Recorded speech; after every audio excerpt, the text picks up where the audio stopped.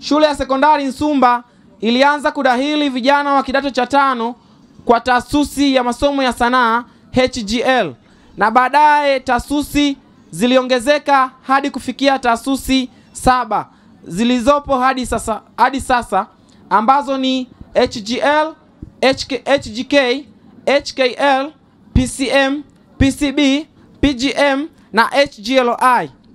Kirefu, shule ina tatizo la usafiri pindi inapotokea dharura ya mgonjwa, hasa kipindi cha usiku, kupeleka wagonjwa hospitalini. 2.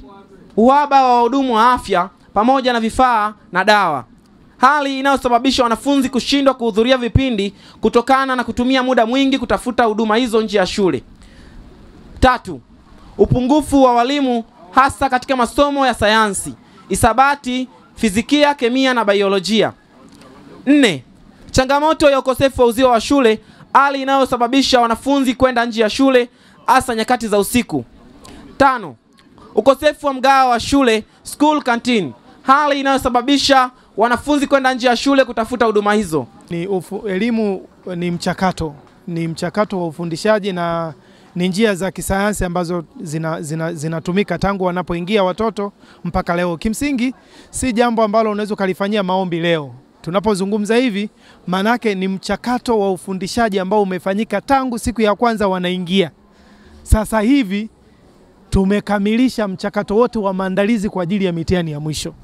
Tulichobakiza sasa hivi ni wao kuendelea kujikumbusha na miongozo michache namna bora ya wao kukabiliana na mitihani ambayo itaanza muda si mrefu. Kimsingi maandalizi yamekamilika kwenye masomo yote, na sisi walimu pamoja na wanafunzi na wasio walimu tumeshirikiana kikamilifu kuhakikisha kwamba mchakato wa ufundishaji na ujifunzaji umezingatia vigezo na viwango vinavyokubalika, na ndio maana tuna uhakika kwamba tunakwenda kufanya vizuri kwenye mitihani ya mwisho. Shule hii ya Nsumba ikiwemo kitaaluma, lakini pia mafanikio ya kutoka serikali kuu.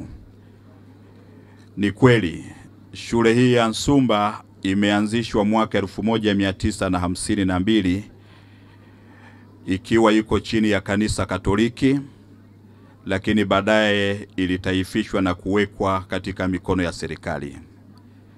Maana yake mpaka leo hii shule hii ina zaidi ya miaka 73 tangu ianzishwe, na tangu iingie kwenye mikono ya serikali ina umri wa miaka 27, na ndio maana leo tuna mahafali ya 26.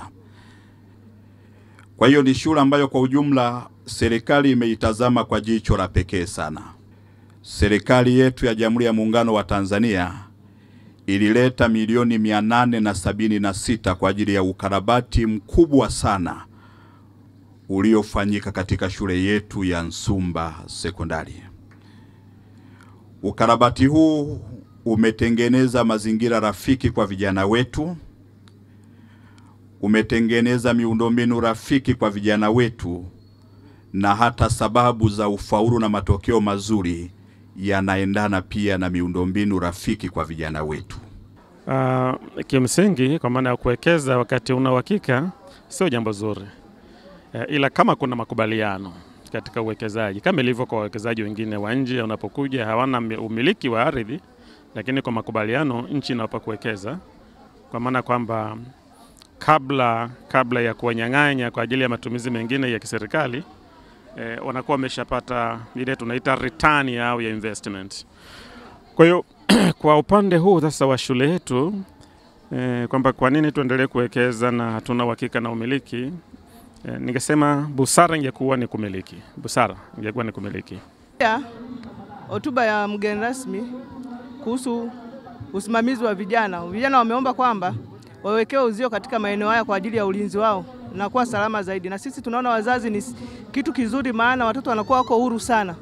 Na watoto wanapokuwa na maeneo ya wazi wanakuwa na mke wakuwa wanatoka sana maeneo ya shule. Lakini uzio unapokuwepo inakuwa ni ngumu kwa watoto kushawishika kutoka maeneo ya shule. Wanafunzi waliosoma hapa na walimu waliokuwa hapa miaka hiyo wakija hapa kwa leo watashangaa.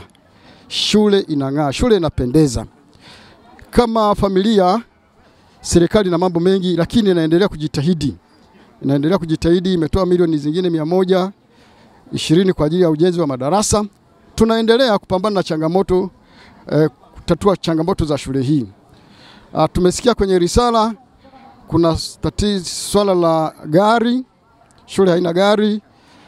Wamesema kuna swala la vifaa vya michezo, wamezungumzia swala la mipaka ya shule. Kama hivyo bainishwa, baadhi ya shule jirani wana magari, lakini tunalichukua kama changamoto, talifikisha kwa wahusika, hasa mwenye shule ambaye ni mkurugenzi.